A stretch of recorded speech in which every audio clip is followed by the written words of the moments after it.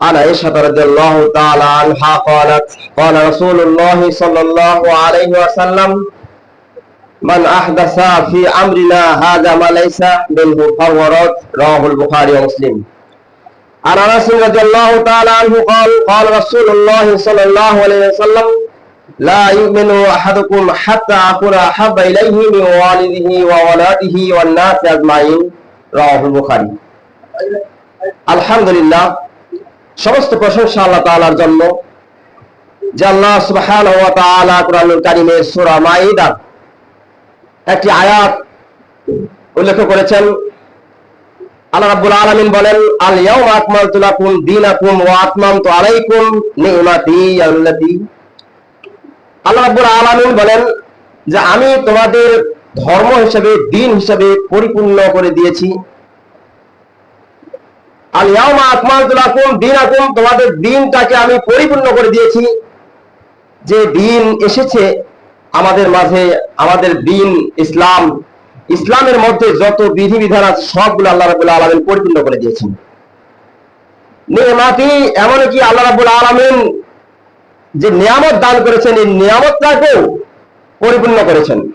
যেমনই হবে একটা কোরআন আমাদের মাঝে একটা নিয়ামত স্বরূপ, এই নিয়ামতটাকে এমন ভাবে পরিপূর্ণ করে দিয়েছেন এই কোরআনের মধ্যে কেউ যদি ইচ্ছা করে যে আমি একটা হরফ সেখানে জয়েন করাবো বা ঢোকাবো, এটার কোনো অবকাশ নেই। আল্লাহ রাব্বুল আলামিন বলেন যালিকাল কিতাব লা রাইবা ফি, এটা একটা এমন কিতাব যার মধ্যে কোনো সন্দেহ নেই, সন্দেহের কোনো অবকাশ আল্লাহ রাব্বুল আলামিন রাখেন নেই। আল্লাহ রাব্বুল আলামিন এমন ভাবে আমাদের মাঝে এমন একটা ধর্ম দিয়েছেন যে ধর্মটা আল্লাহ রাব্বুল আলামিন কোরআনুল কারীমে উল্লেখ করে দিয়েছেন। যেমন ভাবে আল্লাহ তাআলা বলেন ইন্না দীনা ইনদাল্লাহিল ইসলাম, নিশ্চয় আমি তোমাদের দিন হিসাবে মনোনীত করলাম ইসলাম। তো আমরা এমন একটা জাতি যে জাতিটাকে চয়ন করেছেন স্বয়ং আল্লাহ রাব্বুল আলামিন। এই জাতিটাকে কোনো কেউ নাম দেন নাই। ইসলাম ধর্ম, এই ধর্মটা কেউ নামকরণ করেন নাই। দুনিয়াতে অনেক ধর্ম আছে যে ধর্মগুলোর নামকরণ নিজের এলাকা অনুযায়ী, মানুষের আমল আখলাক চরিত্র গঠন এমনকি মানুষের চলাফেরা দিক দিয়ে লক্ষ্য করে মানুষ ধর্মের আকীদা বিশ্বাসের উপর নির্ভর করে মানুষ ধর্মের নাম দিয়েছেন।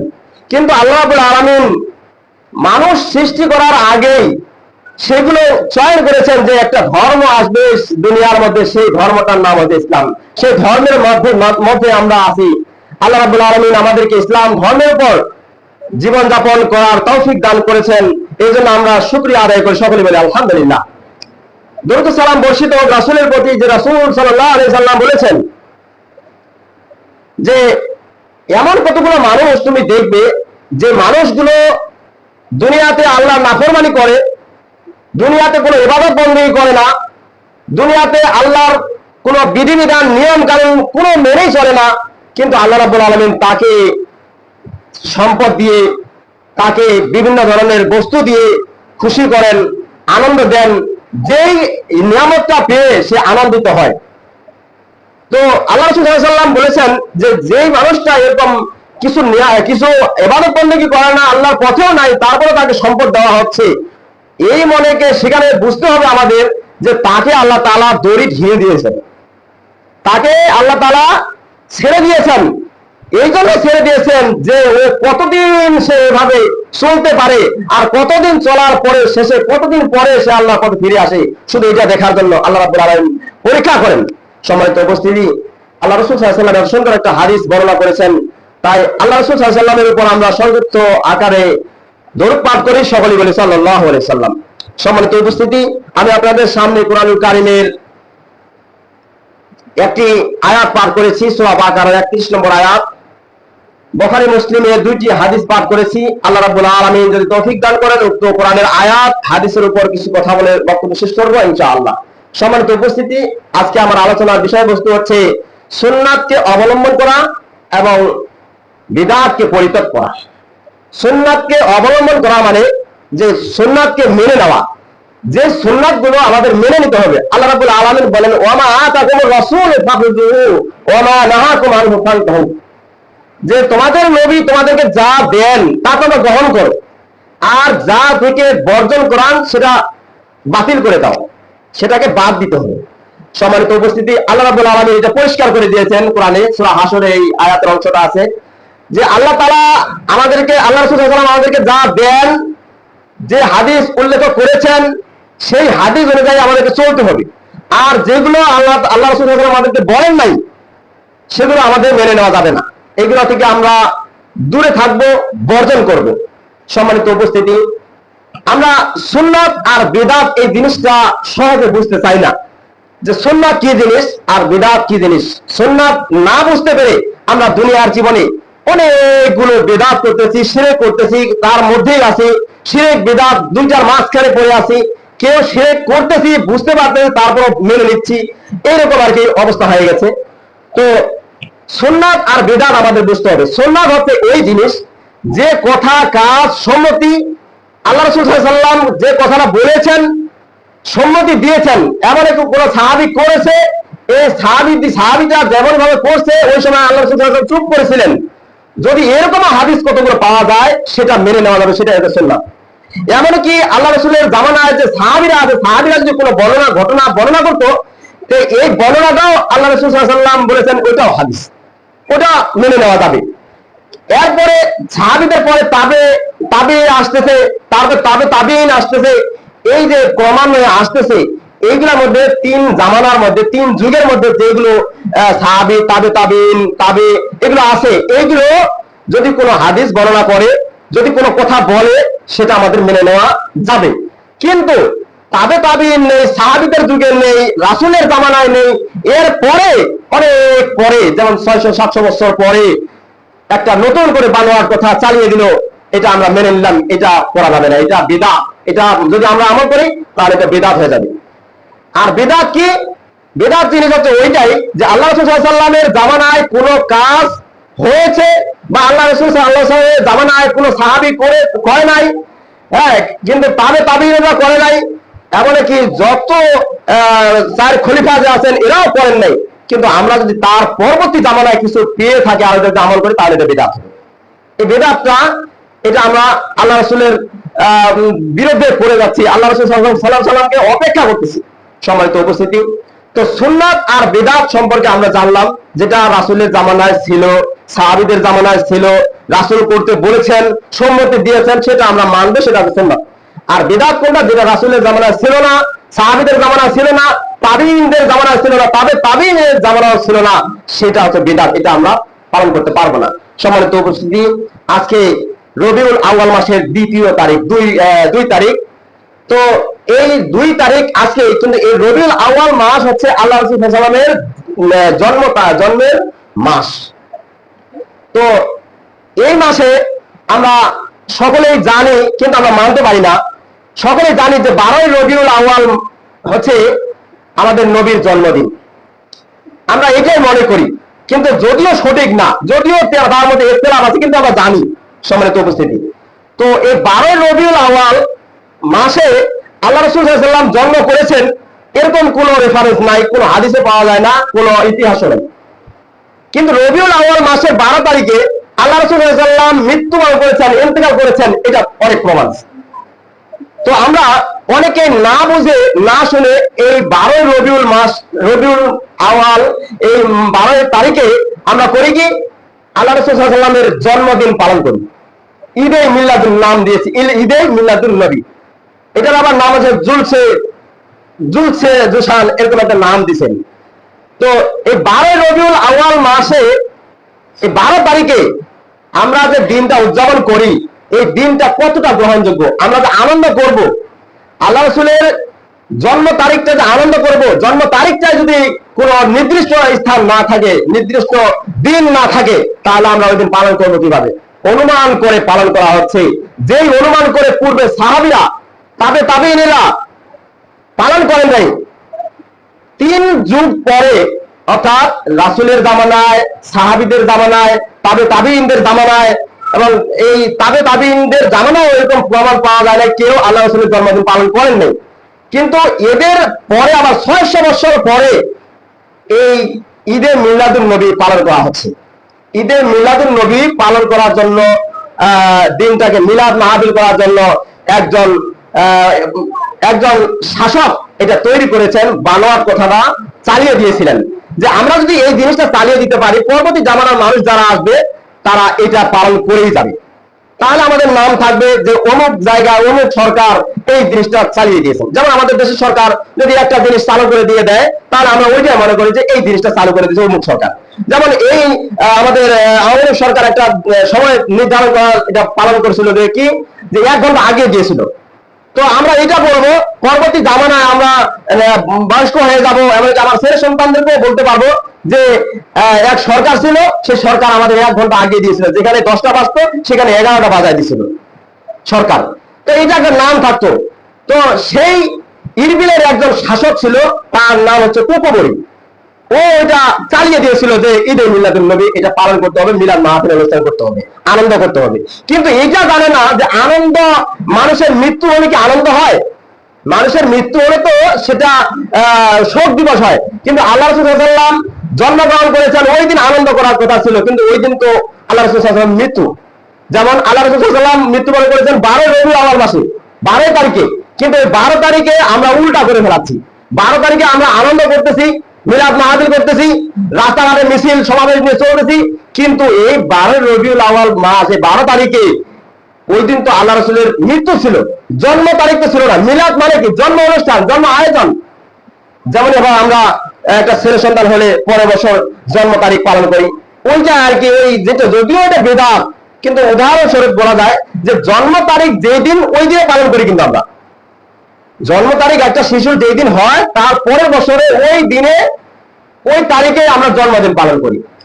সেরকম আল্লাহ রাসূল সাল্লাল্লাহু আলাইহি ওয়াসাল্লাম জন্মগ্রহণ করেছেন রবিউল আউয়াল মাসে, কেউ বলেছেন 8 তারিখে, আবার কেউ বলেছেন 9 তারিখে, আবার আমরা পালন করি 12 তারিখে। তাহলে কোনটা হলো, কোন দিন আমরা পালন করি? এটা তো কোনো নির্দিষ্ট স্থানে পাই না, এই নির্দিষ্ট একটা দিনও পাওয়া যায় না, তাহলে আমরা পালন করবো কিভাবে? এমন কি কোনো প্রমাণ পাওয়া যায় না। আল্লাহ রাসূল সাল্লাল্লাহু আলাইহি ওয়াসাল্লামের জামানায় তো ছিল না, রাসূলের জামানায় তো ছিল না, এবং তাবিঈন যে ছিল শেষ জামানায় সেটাও ছিল না। এমনকি যারা তাবিঈনদের পরেও ছিল তারপরেও তো ছিল না। 600 বছর পরে যখন 800 বছর পার হয়ে যাচ্ছে, তখন এটা পালন করে আসতেছে। এটা আবার ঈদে মিলাদুন নবী সমাবেশ করতে হবে, মিছিল করতে হবে, এটা আবার পালন করেছেন কে? সেটা হচ্ছে লাহোরের একজন 2 জন মানুষ পালন করেছিল প্রথম। তার মধ্যে একজন এনায়েতুল্লাহ নাম, সে আর হচ্ছে মৌলভী আব্দুল মজিদ। এই মজিদ আর এনায়েতুল্লাহ এই 2 জনে মিছিল চালু করে দিয়েছিল যে আজকে 12 রবিউল আউয়াল আল্লাহ রাসূলের জন্মদিন, আজকে আমরা মিছিল করি একটা। তো রাস্তা রাস্তায় ঘুরে বেড়াচ্ছে, আল্লাহ রাসূলের জন্মদিন পালন করে বেড়াচ্ছে। সম্মানিত উপস্থিতি, সেটা জানে না যে জন্মদিনটা কোন দিন। জন্মদিনের কথা আল্লাহ রাসূলের জামানায় এরকম সাহাবীরা ছিল, সাহাবীরাও কোনোদিন পালন করেন নাই, লিখে রাখেননি। আর সেই জন্মদিন পালন করা আছে রাসূলের মৃত্যুর আবার 600 বছর পরে। তাহলে এটা কতটুকু গ্রহণযোগ্য হতে পারে? কারণ এটা একবারে স্পষ্ট বিধান, এটা পালন করা যাবে না, কিন্তু আমরা না বুঝে পালন করি। এখনো আমাদের মধ্যে ভাগ হয়ে গেছি। আল্লাহ রাব্বুল আলামিন বলেন, ওয়া আতাসিমু বিহাবলিল্লাহি জামিয়া, তোমরা আল্লাহর রজ্জুটাকে আঁকড়ে ধরো, ঐক্যবদ্ধভাবে আঁকড়ে ধরো, ওয়ালা তাফাররাকু, তোমরা বিচ্ছিন্ন হয়ো না। কিন্তু আমরা তো বিচ্ছিন্ন হয়ে গেছি। আমরা কেউ হানাফি হয়ে গেছি, কেউ শাফি, কেউ মালিকি, কেউ হাম্বলি। আর আমরা যারা আহলে হাদিস অনুসরণ করি, আমরা 4 ইমামকে পালন করি। যেমন যেটা হাদিস আবু হানিফা সঠিক বলেছেন সেটা আমাদের হাদিস, ওটা রাসূলের হাদিস। যেটা মালিক যেটা পালন করেছেন বা যেটা বলেছেন সেটা যদি রাসূলের সাথে মিশে যায়, রাসূলের সাথে মিলে যায়, তাহলে ওটা আমরা মানবো। যদি শাফি একজন আলেম তিনিও যদি একটা হাদিস বলেন, সেটা যদি রাসূলের সাথে মিলে যায়, ওটা আমরা পালন করব। এইভাবে 4 জন ইমাম আছেন। এই 4 জন ইমামে যদি রাসূলের হাদিসের সাথে মিল রেখে কোনো হাদিস বলে, তাহলে ওইটাই আমাদের মাযহাব, ওইটা আমরা মেনে নেব। আমরা যারা আহলে হাদিস তারা আমরা ভাবি কি যে 4 জন আলেমেই প্রসিদ্ধ, আমরা 4 জনকেই সম্মান করি, শ্রদ্ধা করি। কিন্তু আমরা কতগুলো মানুষ দুনিয়ার জীবনে দেখা যায় বের হয়েছি যে একটা দল নিয়ে দৌড়াদৌড়ি করতেছি। কেউ হানাফি, এই হানাফি মাযহাবে যা বলেছে তাই, কিন্তু শাফি, মালিকি, হাম্বলি এরা 3 জন কি করলো? তাদেরকে আমরা মনে করি না, তাদের কোনো কথাই শুনি না, তাদের কোনো আমল আমরা করতে চাই না। আবার যারা শাফি পালন করে, অন্য কোনো দল করে না, অন্য কোনো ইমামকে অনুসরণ করে না। যারা মালিকি, তারা হাম্বলি, ওরা শুধু ওইগুলাই আমল করে, ওইগুলাই। সম্মানিত উপস্থিতি, এটা নয়, রাসূলের হাদিস তো একটাই। রাসূল যেটা বলেছেন সেটা চার ইমামেও বলেছেন। হয়তো কেউ এর মধ্যে বাড়াবাড়ি করেছেন, যারা বাড়াবাড়ি করেছেন সেই হাদিসটা আমরা গ্রহণ করবো না, বর্জন করবো। আল্লাহ রাসূল সাল্লাল্লাহু আলাইহি ওয়াসাল্লাম বলেছেন, মান আহদাসা ফি আমরিনা হাযা মা লাইসা মিনহু ফাহুয়া রাদ্দুন। যে এমন কিছু, যে ব্যক্তি এমন কিছু সৃষ্টি করলো যেটা ইসলামের মধ্যে গ্রহণ করে না, শরীয়তের মধ্যে নাই, সেটা বর্জিত, সেটা বাতিল। সম্মানিত উপস্থিতি, তাহলে যেটা ইসলাম গ্রহণ করে না, যেটা শরীয়তের মধ্যে নেই, যেটা রাসূল বলেন নাই, যেটা সাহাবীরা বলেন নাই, সেটা আমরা গ্রহণ করব না। সম্মানিত উপস্থিতি, দেখেন আমরা মুসলিম সমাজ তিনটা ভাগে ভাগ হয়ে গেছে। এক দল হচ্ছে শিয়া। রাসূলের জন্মদিন যে আমরা পালন করবো এর মধ্যে ভাগ হয়ে গেছি। আমরা মুসলমান বলে দাবি করি, আল্লাহ রাসূলকে ভালোবাসতে হবে এটাও জানি, কারণ হাদিস আমরা পেয়েছি, লা ইউমিনু আহাদুকুম হাত্তা আকুনা আহাব্বা ইলাইহি মিন ওয়ালিদিহি ওয়া ওয়ালাদিহি ওয়ান নাসি আজমাইন। হাদিসে প্রমাণ আছে পরিষ্কার যে লা ইউমিনু আহাদুকুম, তোমাদের কেউ ঈমানদার হতে পারবে না, হাত্তা আকুনা, যতক্ষণ পর্যন্ত না, আহাব্বা ইলাইহি, যতক্ষণ পর্যন্ত ভালোবাসবে না, মিন ওয়ালিদিহি ওয়া ওয়ালাদিহি, স্ত্রী এমনকি ছেলে সন্তানের চাইতো এবং পিতামাতার চাইতো, যতক্ষণ পর্যন্ত অন্যান্য মানুষের চাইতো, যতক্ষণ পর্যন্ত আল্লাহ রাসূলকে বেশি ভালোবাসবেন না, ততক্ষণ পর্যন্ত ইমানদার হওয়া যাবে না।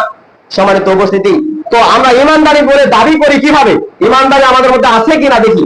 যে তিনটা দল হয়ে গেছি। একটা আছে শিয়াদের দল, ওরা শুধু কি করে, যে শিয়ারা আল্লাহ রাসূলকে মানে না।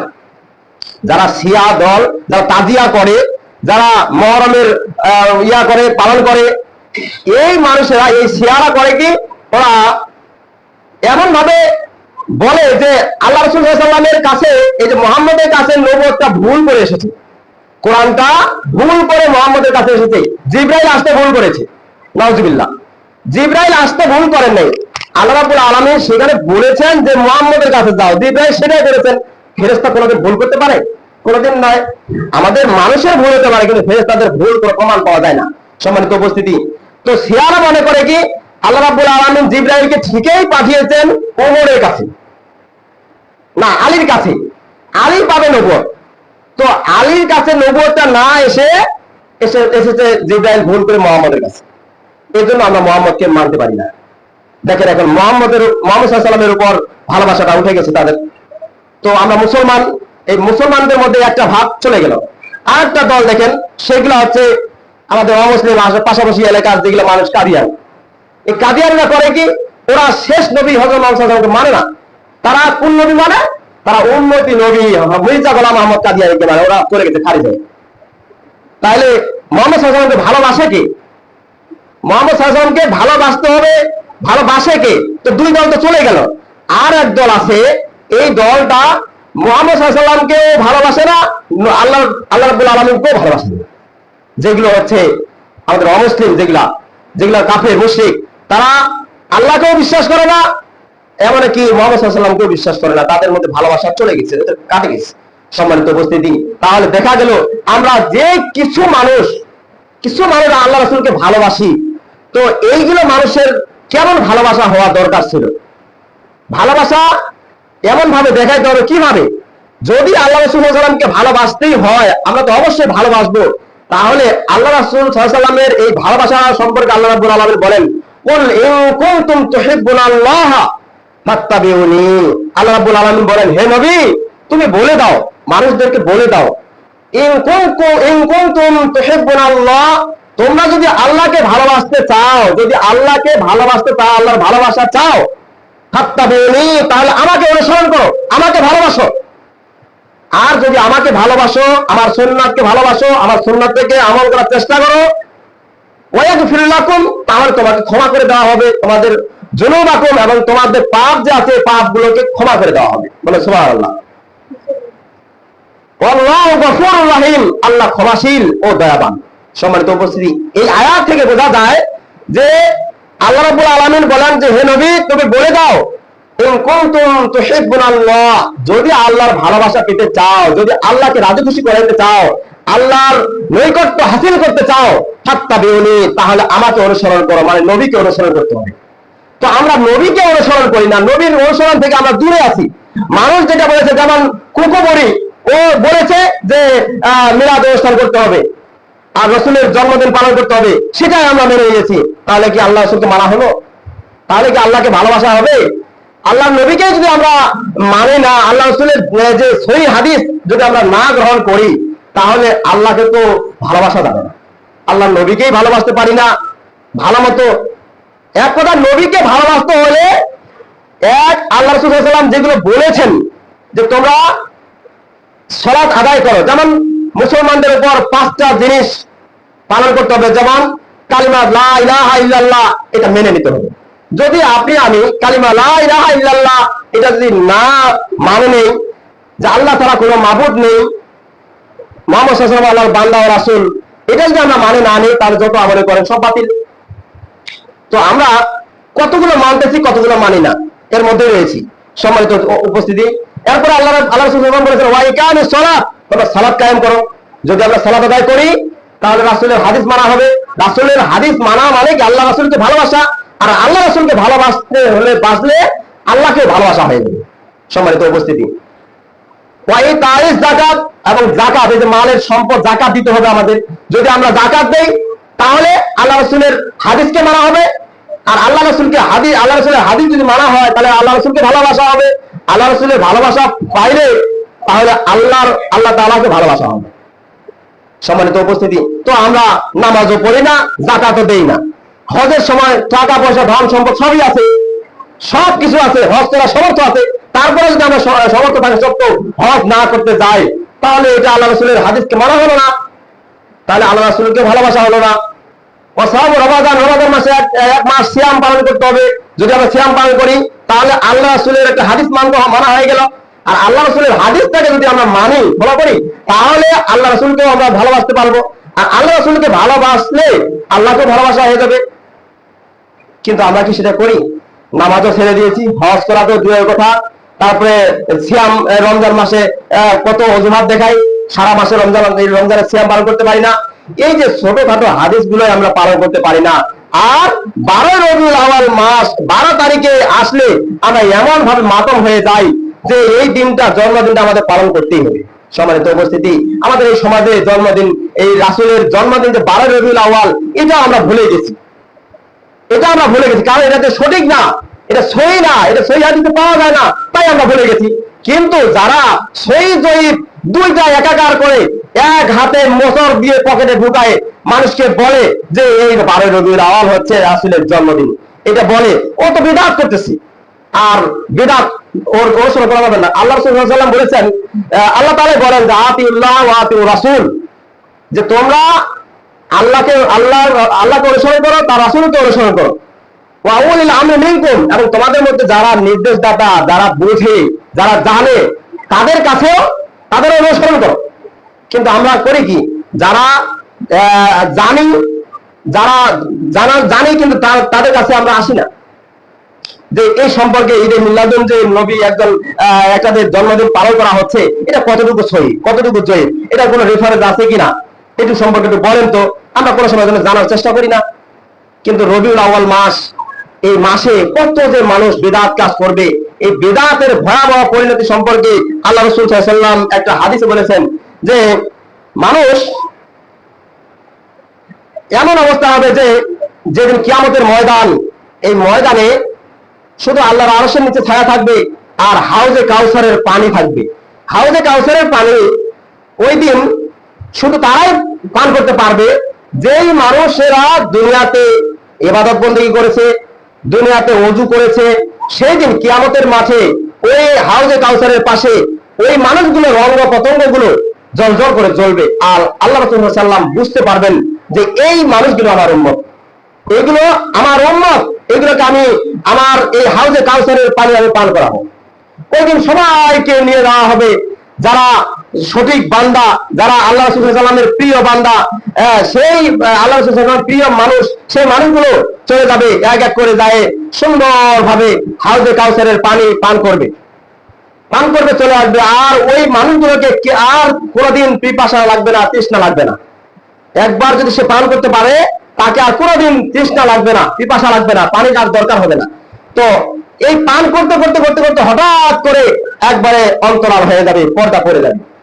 তো আল্লাহ রাসূল সাল্লাল্লাহু আলাইহি ওয়াসাল্লাম দেখবেন যে পর্দা পড়ে গেছে, কিন্তু ওইদিকে মানুষগুলো আত্মনাদ করতেছে, হাউজে কাউসারে পানি পান করবে, আসবে, তো ডাকতেছে, যাইতে বলতেছে আল্লাহ রাসূল সাল্লাল্লাহু আলাইহি ওয়াসাল্লামকে। এই সময় আল্লাহ রাসূল সাল্লাল্লাহু আলাইহি ওয়াসাল্লাম আল্লাহর কাছে ফরিয়াদ করবে, হে আল্লাহ, এরা কি অপরাধ করেছে, এদেরকে আটকানো হলো যে, এরা তো আমার উম্মত, দেখা যাচ্ছে তাদের অঙ্গ প্রত্যঙ্গগুলো জ্বলতেছে, জ্বল করে, হে আল্লাহ, এদেরকে পাঠিয়ে দেন, এদেরকে আমি হাউজে কাউসারে পানি পান করাই। তখন আল্লাহ রাব্বুল আলামিনের পক্ষ থেকে কথা এসে যাবে, আহ্বান এসে যাবে, হে নবী, তুমি তোমার জীবদ্দশায় তারা ভালোই ছিল, তারা তোমার অনুসরণ করেছিল, তোমার হাদিসের অনুসরণ করেছিল, কিন্তু তুমি মৃত্যুবরণ করার পরে, তুমি নবী মৃত্যুবরণ করার পরে এই যে মানুষগুলো দেখতেছেন, এই মানুষগুলো নিজে নিজে শরীয়ত তৈরি করে নিয়েছে। নাউজুবিল্লাহ। সম্মানিত উপস্থিতি, নিজে নিজে শরীয়ত তৈরি করে নিয়েছিল, বানিয়ে বানিয়ে মানুষকে প্রচার করে দিয়েছিল। যেমন এভাবে বানিয়ে দিয়েছে ঈদে মিলাদুন নবী পালন করতে হবে, মিলাদ অনুষ্ঠান করতে হবে, কুকুবরি একজন নাম, সে পালন করার জন্য ইয়া করে দিয়ে দিছে। কিয়ামতের দিন ওই হাউজে কাউসারের পানি পান করার সময় আটকা পড়ে যাবে ওই মানুষ।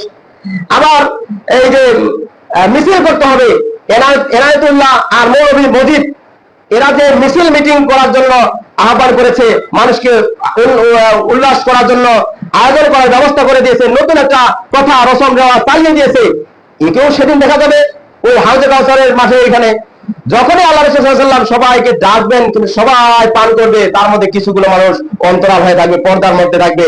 তখন আল্লাহ রাব্বুল আলামিনকে যে বলা হবে, আল্লাহ রাসূল সাল্লাল্লাহু আলাইহি ওয়াসাল্লাম বলবেন যে, হে আল্লাহ, এই মানুষগুলো কি অপরাধ করেছে, এগুলো তো আমার উম্মত, এগুলো তো অঙ্গ প্রত্যঙ্গগুলো দেখা যাচ্ছে যে জল জল করে জ্বলতেছে, হে আল্লাহ, এরা কি অপরাধ করলো, এদেরকে পাঠিয়ে দেন, আমি একবার করে তাদেরকে হাউজে কাউসারের পানি পান করাই। তখন আল্লাহর পক্ষ থেকে আহ্বান এসে যাবে, হে মুহাম্মদ, তুমি জানো না তোমার জীবদ্দশায় তারা ভালো ছিল, তারা সহি মোতাবেক চলছিল, তুমি যা বলেছিলে সেই কথাগুলোর উপর নির্ভর করে তারা শরীয়তের মধ্যে ছিল, তারা ওই অনুযায়ী ইবাদত বন্দেগী করেছিল। যখনই তুমি মৃত্যুবরণ করেছিলে, ইন্তেকাল করেছিলে, এই ইন্তেকালের পরে তারা নতুন নতুন এমন আবিষ্কার করেছে, নতুন নতুন এবং এত রসম রেওয়াজ চালু করে দিয়েছিল, যেই রসম রেওয়াজ তোমার জামানায় ছিল না, তোমার সাহাবীদের জামানায় ছিল না, তাবিঈনদের জামানায় ছিল না, তারা ওই জামানায় এইগুলো চালু করে দিয়েছিল, তাই তাদেরকে অন্তরাল করে দেওয়া হয়েছে। তখন আল্লাহ রাসূল সাল্লাল্লাহু আলাইহি ওয়াসাল্লাম বলবেন, সুহকান লিমান গায়্যারা বাদি, দূর হও আজকে এখানে থেকে, দূর হও, কারণ তোমরা আমার পরে অনেক কিছু তৈরি করেছিলে। আমি তো পরিষ্কার করে দিয়েছিলাম যে এইখানে এই দিনের মধ্যে কোনো কিছু ঢোকানো যাবে না। আমি প্রথমে একটা আয়াত পাঠ করেছিলাম যে আল ইয়াউমা আকমালতু লাকুম দীনাকুম ওয়া আতমামতু আলাইকুম নি'মাতি, যে আমি তোমাদের দিনের মধ্যে যতটুকু দরকার ততটুকু আমি দিয়ে দিয়েছি পরিপূর্ণভাবে। আল্লাহ রাব্বুল আলামিন সেটা বলে দিয়েছেন। তো এই কোরআনের আয়াতটা কি মির্জা গোলাম মোহাম্মদ কাদিয়ানীর উপর আসছে? তা তো আসলে মুহাম্মদ সাল্লাল্লাহু আলাইহি ওয়াসাল্লামের উপর আসছে। তাই মুহাম্মদ সাল্লাল্লাহু আলাইহি ওয়াসাল্লামকে পরিষ্কার করে দেওয়া হয়েছে, আমরা পরিষ্কার ভাবে পেয়েছি। এরপরেও যদি নতুন কিছু আবিষ্কার করি, নতুন কিছু সৃষ্টি করি, নতুন কিছু রেশম রেওয়াজ নিয়ে চালাই দেই, তাহলে আমাদের কাল কিয়ামতের ময়দানে ধরা খেতে হবে। এমনকি হাউজে কাউসারের পানি পান করা আমাদের পক্ষে সম্ভব হবে না। সম্মানিত উপস্থিতি, তো এই যে হাউজে কাউসারের পানি পান করতে গেলে আমাদের যে ধরা খেতে হবে, এগুলো সম্পর্কে আমাদের চিন্তা করতে হবে। কারণ আমাদের বুঝতে হবে যে নতুন যেগুলো আবিষ্কার হয়েছে, এই আবিষ্কার থেকে আমাদের দূরে থাকতে হবে। যদি একটা আমল করি, নতুন একটা হাদিস আমল করলেন, আল্লাহ রাসূল সাল্লাল্লাহু আলাইহি ওয়াসাল্লাম বলেছেন যে একটা পড়ে থাকা হাদিস, একটা পড়ে গেছে হাদিস, যে হাদিসটা আমল করা হয় না, মানুষকে বলাও হয় নাই, আর এই হাদিসটা কেউ জানেও না, কিন্তু ওই হাদিসটা সহি, সেটা আল্লাহ রাসূল সাল্লাল্লাহু আলাইহি ওয়াসাল্লাম বলেছেন। কিন্তু এই হাদিসটা যদি কেউ বের করে দেয়, এই হাদিসটা যদি কেউ বের করে দেয়, তাহলে এই হাদিসটা যে আমল করবে ও তো সব পাবে। এমনই বলেছেন যে 50 জন শহীদের মর্তবা সব সে পেয়ে যাবে। সুবহানাল্লাহ। সম্মানিত উপস্থিতি, তাহলে একটা পড়ে থাকা হাদিস, যেমন আমরা একটা হাদিস জানি না যে দাড়ি রাখতে হবে, আমরা এটা হাদিস জানি না, কিন্তু জানার পর আমরা মানি না। সম্মানিত উপস্থিতি, মুসলিমের একটা নীতি হচ্ছে, সেটা হচ্ছে একটা সুন্নাহকে ধরে থাকতে হবে। যেমন আল্লাহ রাসূল সাল্লাল্লাহু আলাইহি ওয়াসাল্লাম বলেছেন, খালিফুল মুশরিকিনা আফিরুল লুহা ওয়া আফুস শারিবা, যে তোমরা মুশরিকদের সাথে বিরোধিতা করো, যারা মুশরিক, যারা কাফের, তাদের সাথে তোমরা বিরোধিতা করো। আল্লাহ রাসূল সাল্লাল্লাহু আলাইহি ওয়াসাল্লাম এই কথা বলেছেন। এখন মুসলমান আমরা কিভাবে বিরোধিতা করব? আল্লাহ রাসূল সাল্লাল্লাহু আলাইহি ওয়াসাল্লাম বলেছেন যে আফিরুল লুহা ওয়া আফুস শারিবা, তোমরা তোমাদের দাড়িটাকে ছেড়ে দাও আর মস্তাকে খাটো করে দাও, তাহলে তোমরা ওই মুশরিকদের সাথে বিরোধিতা করতে পারবে। যেমন দেখেন, যারা মুশরিক, যারা অন্য ধর্মের মানুষ, যারা অমুসলিম, তারা দাড়ি রাখে, মশো রাখে, দুইটাই। যেমন রবীন্দ্রনাথ ঠাকুরকে দেখলে আপনারা সহজে বুঝতে পারবেন যে সে একজন অন্য ধর্মের মানুষ। সে দাড়িও রাখছে, মশো রাখছে, এমন দাঁতের পাটিটা দেখা যায় না। সম্মানিত উপস্থিতি, দাঁতের পাটিটা দেখতে গেলে মশটাকে উপরে ধরে থাকালে বাদ দিয়ে, তারপর আপনি দাঁতের পাটি দেখতে পারবেন। সম্মানিত উপস্থিতি, তো ওদের দাড়িও আছে, মশো আছে, কিন্তু তারা মুসলিম না। তাহলে ওদের সাথে আমাদের বিরোধিতা করতে হবে। আল্লাহ রাসূল সাল্লাল্লাহু আলাইহি ওয়াসাল্লাম বিরোধিতা করার জন্য একটা পয়েন্ট, একটা হাদিস, মুয়াত্তা মালিকে একটা হাদিস নিয়ে এসেছেন, যে হাদিসটা যে আফরুহা ওয়া হুশারবা, তোমাদের দাড়িটাকে ছেড়ে দাও, মুখটাকে খাটো করে দাও, তাহলে ওই মুশরিকদের সাথে বিরোধিতা হয়ে যাবে।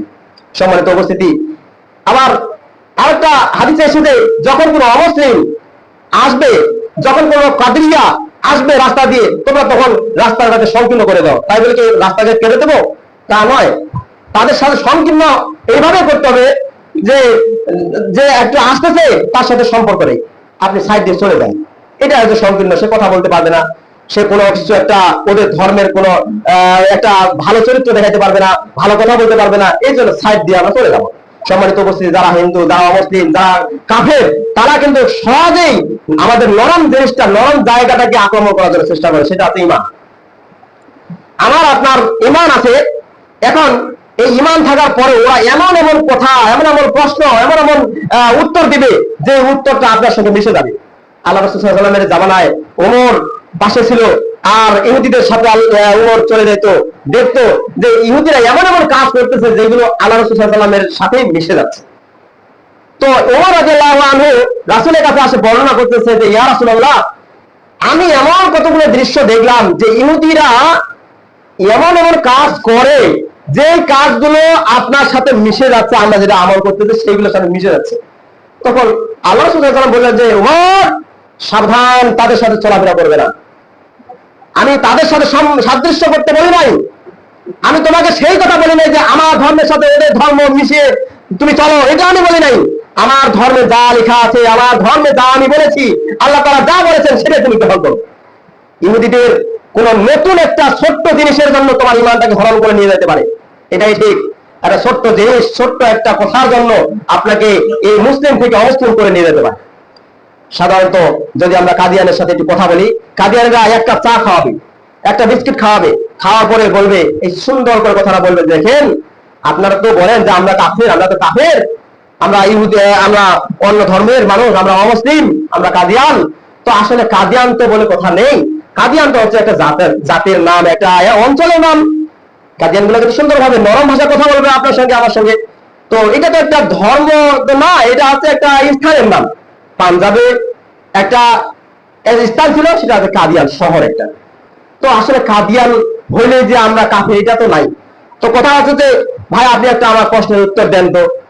তো আমি আপনি সাধারণ মানুষ যদি তাদের সাথে বসি, উঠা বসা করি, আর এক কাপ চার বিনিময়ে কথাবার্তা বলি, তাহলে ওরা বলবে কি জানেন, যে আপনি যে ভাই বলতেছেন যে আমরা কাফের, কিভাবে কাফের হইলাম?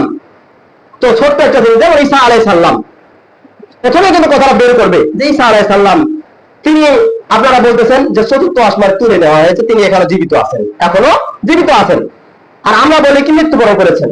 ভাই, আপনি সূরা আলে ইমরান খুলে দেখেন, সূরা আলে ইমরানে কি বলতেছে, কত খরাজ মিন ক্বাবলিকুম, যতগুলো মানুষ অতিক্রম হয়েছে সবগুলো মৃত্যুর মাধ্যমে, মুতাওয়াফিকা ওয়া রাফিউকা, মৃত্যুর মাধ্যমে তাকে উঠানো হয়েছে। তো আল্লাহ রাব্বুল আলামিন ঈসা আলাইহিস সালামকে উঠিয়ে নিয়েছেন, সেটা হচ্ছে মৃত্যুর মাধ্যমে, মৃত্যু দিয়েছেন, মৃত্যুর মাধ্যমে তাকে তুলে নেওয়া হয়েছে। এইটাই আপনাকে বিশ্বাস করতে হবে, আমাকে বিশ্বাস করতে হবে। ভাই, আপনি আপনি আল্লাহ রাব্বুল আলামিনের খুব প্রিয় বান্দা, কিন্তু আল্লাহ কি আপনাকে সশরীরে তুলে নেওয়া সম্ভব? আপনি কি কোনোদিন নজির দেখছেন এরকম? তো আপনি সহজে বলবেন যে না, এরকম তো দেখা যায়নি। তো শুধু এতগুলো নবী ছিল, এতগুলো আলেম ছিল, এতগুলো ইমাম ছিল, এতগুলো সাহাবী ছিল, তাদেরকে আল্লাহ রাব্বুল আলামিন পছন্দ করে সশরীরে তাদেরকে তুলে নেওয়া হলো না। যেমন আল্লাহর নবী কত বিপদে পড়েছিলেন, ইব্রাহিম আলাইহিস সালাম কত বিপদে পড়েছিলেন, ঈসা আলাইহিস সালাম, মুসা আলাইহিস সালাম কত বিপদে পড়েছিলেন, তাদেরকে রক্ষা করার জন্য আল্লাহ রাব্বুল আলামিন তো চেষ্টা করতো, আল্লাহ রাব্বুল আলামিন তো ইচ্ছা করতো যে তাদেরকে আমি পঞ্চম আসমানের ষষ্ঠ আসমানে, এমনকি আমার কুরসিতে নিয়ে যা বসা রাখি, এরকম তো করতে পারতো, কিন্তু করেন নাই। কিন্তু আমি আপনি ভাই, এই ঈসা আলাইহিস সালামকে নিয়ে শুধু টানাটানি করতেছি, এতটুকুই শুধু নিয়ে টানাটানি করলাম। এই টানাটানি করে আমি আপনি ভাগ হয়ে গেছি, আপনি মুসলমান, আমি কাদিয়ান, আমি অমুসলিম, এগুলো কেন ভাই? তো সেটা কথা নেই ভাই, আপনার যদি বুঝ থাকে তাহলে আপনি বুঝে নিবেন যে আসলে প্রত্যেকটা মানুষই মরণশীল, মানুষ মাত্রাই মরণশীল। মানুষ মৃত্যুর মাধ্যমে আল্লাহর কাছে হাজির হয়, সশরীরে নয়। কিন্তু কোরআনে যেটা ব্যাখ্যা পাওয়া যায় মুতাওয়াফিকা ওয়া রাফিউকা, যে আল্লাহ রাব্বুল আলামিন এটার এই যে গ্রামার নিয়ে আসতে হবে এখানে, এই গ্রামারটা তারা ইয়া করে না। মুতাওয়াফিকা ওয়া রাফিউকা, ওরা প্রথমে মুতাওয়াফিকার উত্তর করে। মুতাওয়াফিকা মানে তোমাকে মৃত্যু দেওয়া হয়েছে, ওয়া রাফিউকা তারপর উঠানো হয়েছে। কিন্তু গ্রামার এটা বলে না। আর পৃথিবীর যত আলেম আছে, যত মুহাদ্দিস আছে, সবগুলো একমত যে রাফিউকা ওয়া রাফিউকা মুতাওয়াফিকা, এটা একটা মুজাফ মুজাবিলাই হয়েছে, মানে এটার সাথে সম্পর্ক হয়েছে। যদি এটার সাথে এটা উত্তর করা হয় যে একটা বাক্য আছে, এই বাক্যটা উত্তর করতে গেলে প্রথম থেকে না শেষ থেকে, আরবি উত্তর করতে হবে শেষ থেকে। ওরা করে কি প্রথম থেকে উত্তর করে নেয়, উত্তররা প্রথম থেকে মুতাওয়াফিকা, তোমাকে মৃত্যু দেওয়া হয়েছে, ওয়া রাফিউকা, এবং তোমাকে উঠিয়ে নেওয়া হয়েছে। কিন্তু এটা উত্তর এইভাবে না, ওয়া রাফিউকাটা প্রথমে উত্তর করতে হবে যে তোমাকে উঠানো হয়েছে তারপর মৃত্যু দেওয়া হয়েছে। এই উঠানোর কথা তারা বিশ্বাস করে, তারা বলতেছে না ওই মুতাওয়াফিকা আমার মরে গেছে। কিন্তু সম্মানিত উপস্থিতি, যখন এই কথাগুলো বলবে ওই কাদিয়ান বা অন্য জাতি ধর্মগুলো বলবে, তখন আপনারা উত্তর দিবেন যে আপনারা ঘুমবার সময় কোন দোয়াটা বলেন। তখন অবশ্যই আপনারা সকলেই জানেন যে আল্লাহুম্মা বিসমিকা আমুতু ওয়া আহইয়া, যে হে আল্লাহ আমি তোমার নামে মৃত্যুবরণ করলাম এবং তোমার নামে জীবিত হব। এখন এখানে কি করবেন? আমি তখন ঘুমাবো, আমি কি মৃত্যুবরণ করলাম? আমি তো সে সময় মৃত্যুবরণ করি নাই, আমি দোয়া পড়লাম, কারণ আমি মৃত্যুবরণ করি না, এখনো আমার জীবন আছে। এখনো আমি বলতেছি কি মৃত্যুটা এমন একটা জিনিস, সেটা মানুষ সাধারণ মৃত্যু হচ্ছে, সেটা হচ্ছে ঘুমের মাধ্যমে মৃত্যু হয়। আবার মানুষের সশরীরে কত সময় দেখতে দেখতে মানুষের মৃত্যু হয়ে যায়, চোখ মেলা আছে তারপর মৃত্যু হয়ে যাচ্ছে। মানুষের মরণ দুই ধরনের। তো আমরা যে একটা মৃত্যু বরণ করি যখন রাত্রে ঘুমাতে যাই, আল্লাহুম্মা বিসমিকা আমুতু ওয়া আহইয়া, যখন এটা বলি, এটার উত্তর হচ্ছে যে হে আল্লাহ আমি তোমার নামে মৃত্যুবরণ করলাম এবং তোমার নামে উত্থিত হব, জীবিত হব কালকে, যদি আল্লাহ তাআলা সহায় হয়। সম্মানিত উপস্থিতি, এখানে তো মৃত্যুর কথা আছে, তাহলে কি আমরা মৃত্যুবরণ করেছি? না, এখানে তো আমরা মৃত্যুবরণ করলাম না। মৃত্যুটা হচ্ছে রূপক, এটা হচ্ছে রূপক। কারণ মানুষ যখন ঘুমিয়ে যায় তখন এক ধরনের তাদের মৃত্যু। অনেক সময় মানুষের মৃত্যু ঘুমের মাধ্যমে হয় না? অবশ্যই হয়। যে ঘুমের মাধ্যমে যখন মৃত্যুবরণ করে, ওর আত্মা যখন ঘুমিয়ে যায় তখন তার আত্মা চলে যায় আল্লাহর কাছে। আর ওই আত্মাটা যখন সে চেতন হয় তারপর আবার ফিরে আসে। কিন্তু হয়তো কোনো কারো আত্মা চলে গেছে কিন্তু ফিরে আসে না। সম্মানিত উপস্থিতি, এটাই হচ্ছে মৃত্যু। কিন্তু আমি আপনি অমুসলিমদের সাথে ধোঁকা খেয়ে যাচ্ছি। ওরা বলতেছে কি যে যত রকমের মানুষ মৃত্যুবরণ করেছে তারপর আল্লাহ তাআলা তাকে নিয়ে নিয়েছেন, এর আগে নয়, সশরীরে নয়। কিন্তু এখনো আল্লাহ রাব্বুল আলামিন চতুর্থ আসমানে ঈসা আলাইহিস সালামকে সশরীরে রেখেছেন। আবার শেষ জামানায় আবার তিনি আসবেন, এটা আমাদের বিশ্বাস করতে হবে। যদি আপনি আমি এইটুকু বিশ্বাস না করি তাহলে আমরা ইমানদার হতে পারবো না, আমরা বেঈমানে পরিণত হয়ে যাবো, আমরা কাফের মুশরিক হয়ে যাবো। সম্মানিত উপস্থিতি, তারা ছোট্ট একটা জিনিসের জন্য আপনাকে অমুসলিম করবে, আবার ছোট্ট একটা জিনিসের জন্য আপনি ইমানদার হয়ে যাবেন। সম্মানিত উপস্থিতি, তাই আল্লাহ রাব্বুল আলামিন বলেন যে আতিউল্লাহ ওয়া আতিউর রাসূল, তোমরা আল্লাহ ও রাসূলকে অনুসরণ করো, ওয়ালা তুবতিলু আমালাকুম, তোমাদের আমলগুলোকে নষ্ট করো না। আমরা যেগুলো আমল করি, এই ছোট্ট একটা বিদাত করবো, একটা শেয়ার করবো, আমাদের আমলগুলো নষ্ট হয়ে যাবে। যতটুকু আমরা খাটতেছি, কত কষ্ট করতেছি, এই যে বাড়িতে কাজকর্ম রাখে, একটা ঘন্টা আমরা এই মসজিদে আসছি শুধু দুইটা কথা শোনার জন্য। এই দুইটা কথা শুনে আমরা ইবাদত করব, আমল করব, নিজে করব, অন্যকে করার জন্য আহ্বান করাবো, এতটুকুই কাজ, বেশি কিছু নাই। কিন্তু এই যে সময়টা, এই এক ঘন্টায় মানুষের অনেক কাজ হয়ে যেত। কিন্তু এই কাজগুলোকে বাদ দিয়ে আমরা এখানে আসছি একটা জিনিস শেখার জন্য। এই জিনিসটা যদি আমরা দেই, এটা আমল করি, তাহলে আমরা সওয়াব পাবো। এর মধ্যে আমি যদি একটা বিদআত ঢুকাই দেই, আমি যদি একটা শিরক ঢুকাই দেই, এই শিরক, এই বিদআতটার জন্য আমার তো আমল নষ্ট হবেই হবে। আমি তো কিয়ামতের ময়দানে ধরা খাবো, আপনারাও ধরা খাবেন, কারণ আপনাদের যাচাই বাছাই করেন নাই। আব্দুর রাজ্জাক বিন ইউসুফের একটা বই পড়বেন, বক্তা ও শ্রোতার পরিচয়। বক্তা ও শ্রোতার পরিচয় বইটা পড়বে, তাহলে আপনার জ্ঞান খুলে যাবে। বক্তা বক্তৃতা দিয়ে যাচ্ছে, আপনি শ্রোতা শুনে নিচ্ছেন, মেনে নিচ্ছেন, সুবহানাল্লাহ, মারহাবা, আলহামদুলিল্লাহ আপনি বলতেছেন। কিন্তু বক্তা এমন একটা কাজ ঢুকাই দিতে, যে কাজটার জন্য আপনার আমলগুলো নষ্ট হয়ে যাচ্ছে। আপনার মারহাবা বলে লাভ কি? এই জন্য বক্তা ও শ্রোতা আপনি শুনলেন, এই শোনা জিনিসটা আপনাকে মেনে নেওয়া হবে না ওই সময়, কারণ ওই সময় আপনি চিন্তা করবেন যেটা আপনার সন্দেহ জাগে গেল, আপনি একটা জানলা মানুষের কাছে জেনে নেবেন, তারপর আমল করার জন্য চেষ্টা করবেন। তাই বলে হ্যাঁ, আল্লাহ রাব্বুল আলামিন এটাও বলেছেন সামি'না ওয়া আতা'না, তোমরা শুনে নিলে এখনো মেনে নাও, কিন্তু যদি সঠিক হয়, যদি সহি মোতাবেক হয় তাহলে আপনি মেনে নেবেন, আর যদি সহি না হয় তাহলে মানে নেওয়া যাবে না। সম্মানিত উপস্থিতি, আল্লাহ রাব্বুল আলামিন আমাদেরকে সহি সুন্নাহ মোতাবেক আমল করার জন্য তৌফিক দান করুন, সুন্নাহ মোতাবেক আমাদের চলার জন্য তৌফিক দান করুন। সকলে বলে আল্লাহুম্মা আমিন। এই বলে আমার সংক্ষিপ্ত আলোচনা শেষ করছি। আলহামদুলিল্লাহ রাব্বিল আলামিন।